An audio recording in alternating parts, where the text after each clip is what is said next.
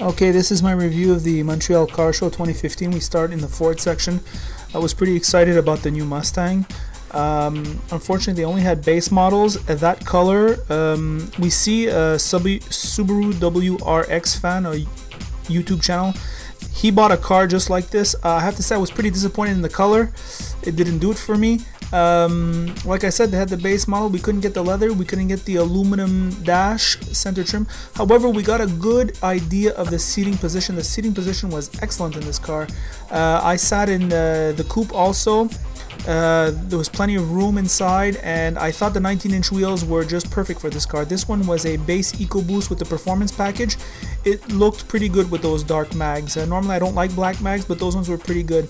They also had like a 20-inch wheel Mustang on display, a GT. We couldn't get into it. I thought maybe the mags were a bit too big for that one. 19-inch seems to be right for this car.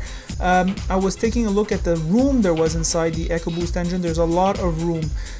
Good insulation as always. Ford is always well insulated. Ford has got a pretty complete lineup. I find that Ford, Mazda, and Honda have like cars that compete well in all categories. They don't make any cheap cars. So Ford is on the ball, also displaying the technology of their EcoBoost 3-cylinder 1-liter. What does all this mean? I have no idea. I know what those parts are named, but I don't know what makes them better or worse than any others. Nevertheless, Ford showing off the tech. Ford had a pretty big display at the car show and really showed off all their cars. There were also a lot of base models which I liked. Often we don't buy the full equipped models. Most people buy the base models, and I like to sit into those base models. However, I was a little bit disappointed not to see the high-end Mustang because it's definitely on my radar. Walking along here, we go to the Chevrolet section. Chevrolet was essentially a truck display, but really what this company is about is bad interiors. All their interiors are not that good, and it was disappointing. I sat in the Camaro. That's another car I'd like to buy, except the interior was so cheap. I mean, this is a $54,000 car, and it feels like the interior of a Cobalt. That's how bad it was. So I want to love GM, but it's hard to love GM. As you can see, the inside of the Camaro is just unbelievable. On the side door, if you press on the panel, the whole thing moves. Look, this is a beautiful car. The Z28 is a beautiful car. And I've got shots after that Corvette. It's just beautiful. GM has got to get new interiors done. Look at this beautiful car. I mean, this car, the Z06 Corvette, was so badass. It was just so badass. It made the regular Corvette look pedestrian. That's how bad it was. I mean, it really has it has a busy design, but it's a good design. Look at how pedestrian the Corvette looks, and the Corvette looks great. Now you run out of headroom in the Corvette, so that's why they keep the tops off. That's a little trick. I really like the Honda Civic Si. This car is just so reasonably priced, and you can performs well, and you can beat it. You don't have to worry about anything breaking. The whole Honda line is very strong. In the Acura lineup, the Acura TLX looks good in picture and does have like a nice-ish exterior.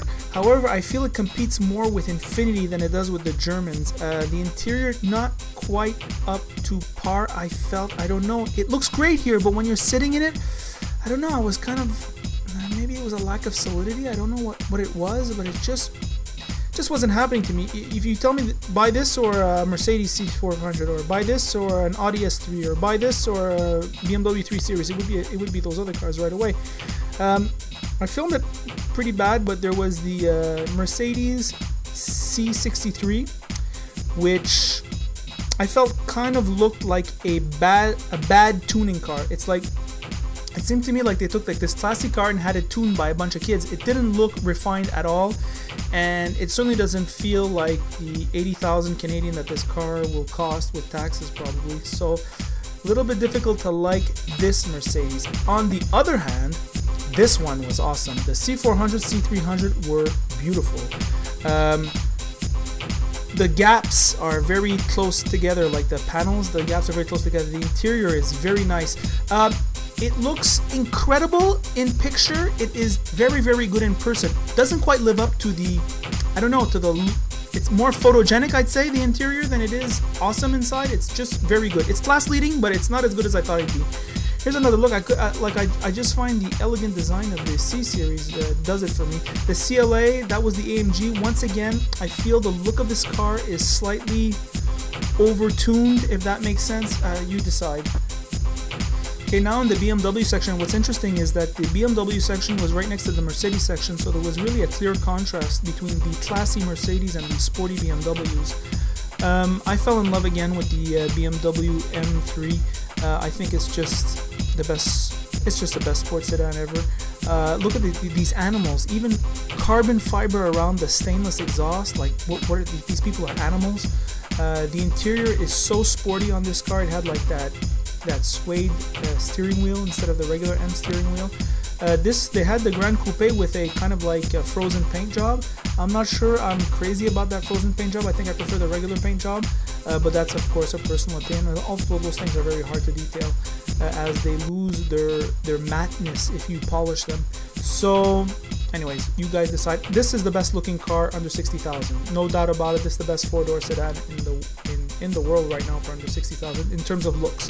The M4, I cannot get over how it's just the goods. When I'm in that car, it feels perfect. This is the M235, the cheapest interior. I never felt so cheaped out on an interior. It's amazing how the different BMW interiors are similar looking yet feel completely different, and the 2 Series is just, it's crap. It's not good. The interior, it's too cheap.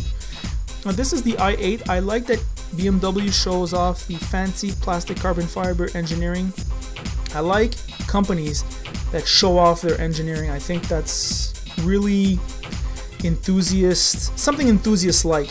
And I love the design of this car. I just think it's beautiful. It's just beautiful. You can see, like, from behind, it looks like it's crapping a Porsche. You see that, like, at the bottom? Anyways, the Lexus from Lexus, the cars that stood out for me were the IS and the RC. The RC, although the interior of the RC looks the same as the Lexus IS, it is so much higher quality. It isn't even funny. I could not get over the soft touch materials, the seats, everything is just higher end despite looking exactly the same. In the Mazda department, I thought this Mazda 6 looked pretty awesome. The wheels and look of the car. Also, the CX-3 was there on the stage. We couldn't get to sit in it, so that's why no comments on that. However, the Mazda is one of those departments that just does every car in their lineup very well. Here, this is just a look at the new tendency in the sports cars is to have like a fighter plane look. If you look inside that car, there's like a pop-up display on top of the dash, which I don't know, what are you going to do, shoot cars with that? It's like, what is that, a fancy heads-up display? I think it's getting just a little bit silly. The Kia section was, the Kia display was very professional and elegant. All their cars are white, and I thought the Kia Optima looks very good from the outside, and also the inside, it's also very good. Kia they have the big warranty. They're generally well equipped. You can bargain with them. This is the Optima. The lines on this car are so good, and the front end, look at the front end, it looks so sporty. I've never driven one, but I've never heard anybody say that they drive sporty, but nevertheless they look amazing. This car looks great. I almost best in class, actually. I couldn't get over it. The lineup, like I said, they have like cheap cars. This is the Kia Rondo. I thought the Kia Rondo was much better than the Mazda 5. I think the Mazda 5 has fallen behind. So those of you looking for the cheap family ride, I think the Kia Rondo is better. Now the Kia has a new EV, and unlike other car companies, it comes with a power charger, like the 220 charger. So yeah, the Soul EV. So I think it does like 170 kilometers on battery only power, and it looks very convenient. So Kia fighting hard for the dollars.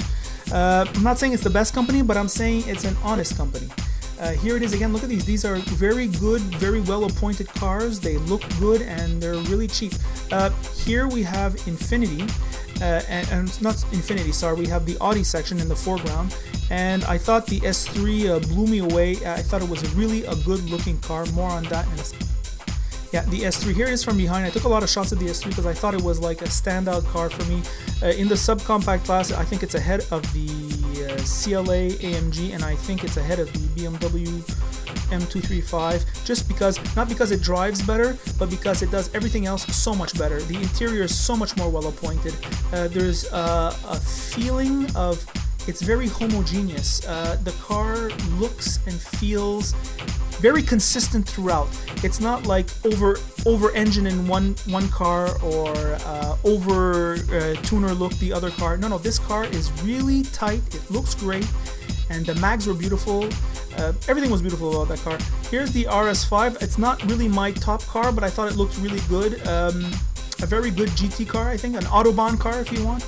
And here is the Jaguar. I just didn't film Jaguar that much because I just don't find, from my personal taste, not that interesting, but I think the rear end of this car is beautiful, though the interior needs to be better. So yeah, this is another look for this car. This car is such a looker. I think like they just have to work out a little bit the interior to make it just a little bit more tighter, and I think they're going to sell a lot of these if the quality is there, of course. Reliability, I should rather say. Okay, in the Subaru section, this is a very popular brand in Quebec.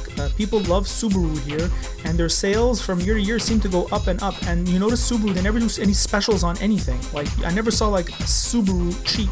And another thing I wanted to showcase here is the amount of youths around the BRZ and the WRX. There is a lot of interest by young people in these two cars. And in the Subaru brand, incidentally. So look at this, there's a bunch of kids here. I just filmed that randomly. This is very, look at it, they're kids, they won't stop coming. So lots of difficulty generating interest in cars and young people, but this brand seems to have generated interest for them. This is another like Subaru truck, but you know, we're so sick of their concept cars that they never become reality, so skip that. Infiniti, this is the car that I find is interesting. It looks good, the interior is nice. Feel it's not quite distinctive enough. I was looking at the front dash, the passenger side is not very pretty.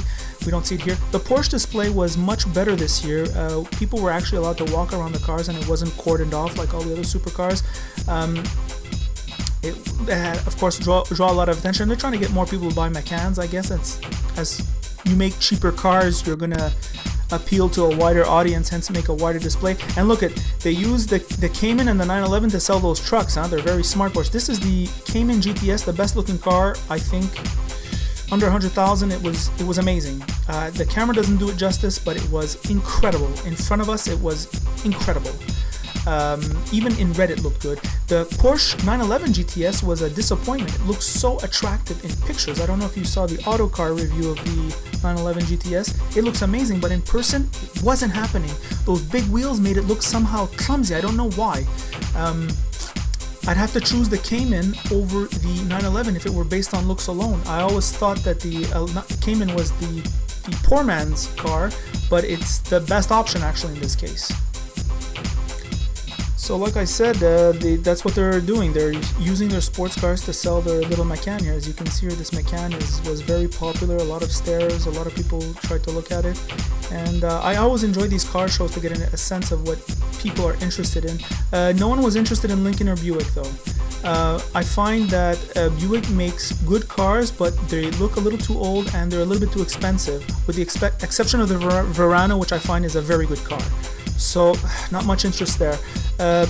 In the Aston Martin section, I would have to say this is the first year where I thought the brand was getting a little bit old. I don't know about you guys. I just feel that, I don't know, they're not as overwhelmingly good looking as they used to be. However, this is the base Vantage, all right? And the reason why I looked at it is that in Canadian it's $115,000 base price. I think the price went down because it seems to me it was more expensive than that before.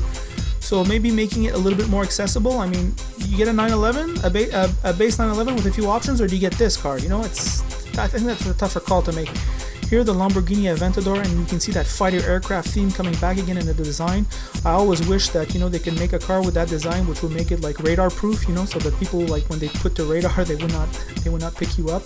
That's the Huracan. It looks great. The mags are amazing, and it's the best looking Lamborghini, I think, by far. I mean, the wheels are beautiful on this car. Here we have Maserati, which I find is, they're very sexy cars and they have really nice sounding engines.